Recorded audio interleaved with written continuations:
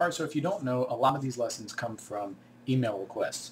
The Lesson of the Week videos I do from students asking, can you please cover this material, or can you show me how to do this? And so I respond with little lesson videos, the whole point of these. And occasionally I get emails, probably more frequently now than before since these lessons are getting more popular. But more frequently I'm getting questions, what did you mean by this? Can you extrapolate a little more on what you meant in this particular lesson when you said this? And so I'm going to create kind of a new segment, and this is going to be kind of in between the Lesson of the Week videos, so it's not going to take the place of it, but just kind of a quick little hit to get some of those questions answered for you.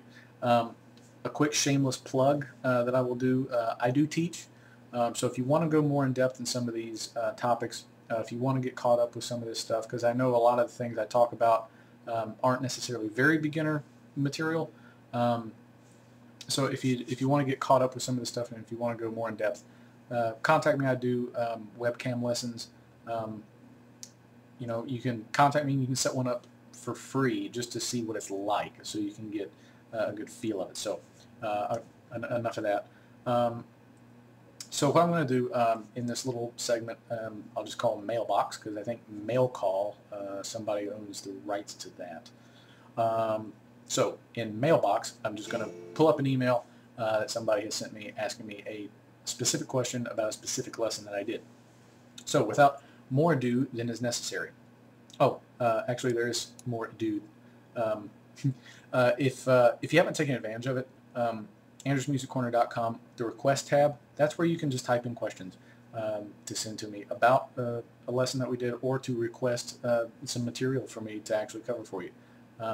That's kind of the bread and butter of this whole thing, is, you know, what you guys want to learn. Okay, so no more ado. So without further ado, this email comes from, and forgive me if I don't say this right, anonymous person. Email nothing@don'ttry.com. So a completely anonymous email, which there's a little a PS that says sorry, but I don't want to give my name and email. Hey, no apology necessary. You can do this totally anonymous. Doesn't hurt my feelings. Okay, so the question, I'll just read the question. I'll skip over some of this stuff. Total beginner, I have no idea when you say from D up to B down to F, or when you say you want to open up your chords more in E. It's just so confusing for me, so can you go more into depth about what you mean? Alright, so the first part of the email we'll talk about, you know, going from D up to B down to F. I'm speaking in notes. So I'm telling you what note to go to rather than saying this string and then this fret. I'm doing that for two reasons. One, to make the video shorter because I only get 10 minutes. And two, because I want to encourage you to learn the notes on the neck. That's Guitar 101, is to learn the notes on the neck. You got to know them. So a quick, easy way to learn them. It's going to take some time working with them to memorize them and everything, but a quick, easy way to start learning them, you know, first start with the open strings. You have to know the open strings, right? Because otherwise, how are you going to tune it? String 1, E, 2 is B, 3 is G, 4 is D, 5 is A, and 6 is E. If you know the names of those strings, you can use that knowledge to then find the other notes on the neck. And start with just the natural notes. Don't worry about the sharps and the flats yet. Start with the natural ones and then fill in the blanks afterwards. So to make things easy, let's start at the top of the alphabet. A, which happens to be one of our strings. Between the distance from one note to the next is typically it's going to be a whole step. A whole step in guitar is 2 frets. A half step is 1 fret. So most notes are going to be 2 frets apart, or a whole step apart, except for B to C, which is going to be a half step, E to F, which is going to be a half step as well. Everything else is a whole step. I'll show you what I mean. A, and then from A to B is a whole step. So you go 2 frets up to make B, or second fret. From B to C, that's your half step. So you go up a half step to get to C. From C to D is a whole step. From D to E is a whole step. From E to F, that's our other half step. From F to G is a whole step. And then from G to A is a whole step. Once you reach the 12th fret, the 12th fret is the same notes as the open strings, just an octave higher. So A, A. After that, it just repeats. So you can just really start from the open string and go up to the 12th and just start there. So you have 7 natural notes. There's 7 of them. That's it. And then there's 5 sharps and flats. Okay. So start with learning those 7 natural notes first, starting with A and going all the way up to G, and then finally back up to A, and then it just repeats. Okay.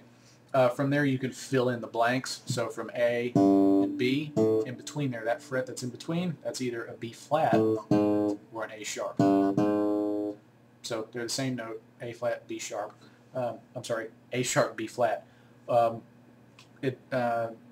Your next question is probably going to be, well, how do I know what to call it? Don't worry about that now. All right, so take the time, learn those notes. It's grunt work, I know. That's just what it takes to learn these notes. Hopefully that method is going to make it a little more bearable and a lot less stressful. I've got other resources on the website to help you out with that. AndrewsMusicCorner.com. On the right side of the page, resources, this little column.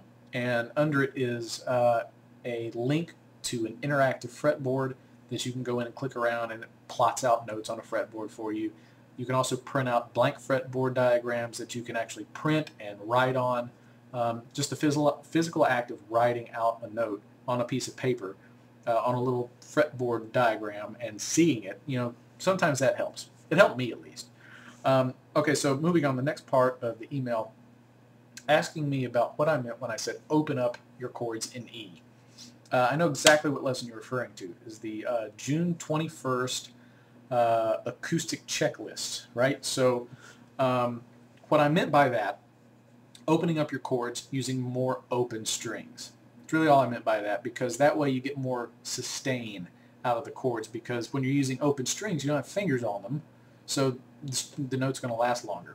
So one of the chords I gave was A, and kind of a more open version of that was an A add 9. This one using 3 open strings as opposed to the previous 2.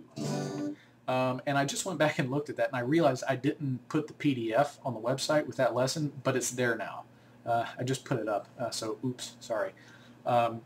So that's there under the acoustic checklist, but you got to go to the website if you want to get that PDF. It's not on YouTube, so do that. Hopefully that that answers that question. Another way that you can think about open chords, like E5 was another chord that I put on that lesson.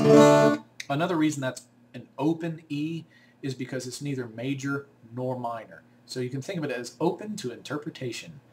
So an open E or an E5, an open A or an A5. So it doesn't have major or minor quality to it. Another word for that's palindromic, but not a lot of people know what that means, or nor do they really like to say it. So we just say open E. But mostly what I meant in that one was just the use of open strings. All right, hopefully I was able to answer some of those questions for you. If you have any more, and any of you other students, if you got any questions, please send them to me. I'll answer them just like this, and hopefully we can do this, once a month, once every, maybe once a week, just depending on how many I get. So hopefully that that helps out.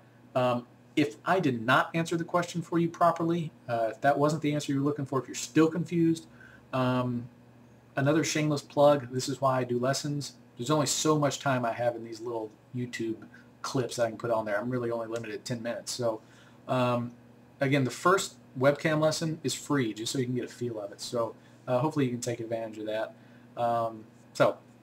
I'll see you in a couple of days when I will post up part 3 of the Blues Workshop, which is coming up.